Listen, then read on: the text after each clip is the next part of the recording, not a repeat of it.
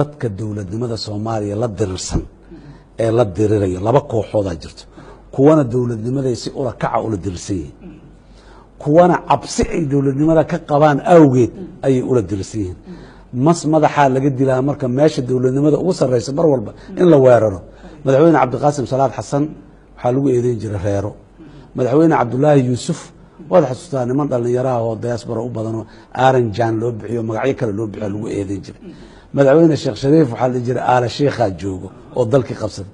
xasan sheekh damjidiida joogo berri hadii jaamacna balaayo kala joogto dhaqan soo jireen oo sameysmay waana wax dowladnimada lagu la dirirayo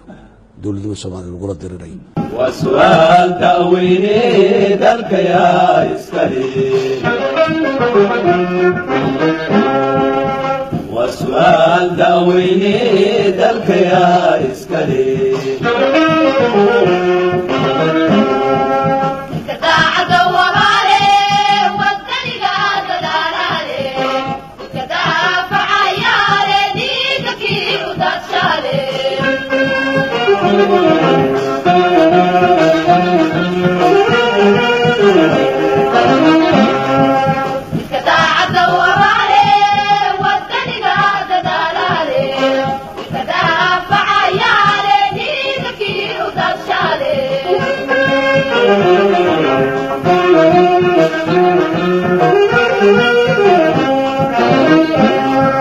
وسؤال تأويني ذلك يا إسكالي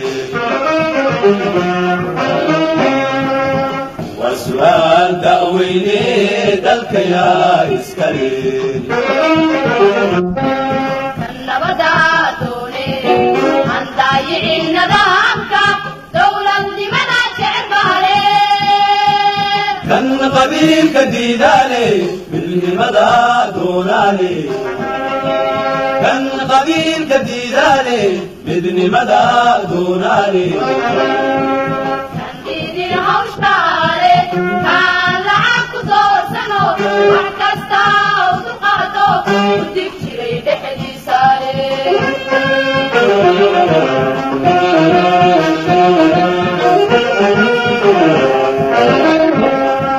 كان ديدي الهوش تاري كان لعبك دور سنو وحكستا ودقاتو وديك شري بحدي سالي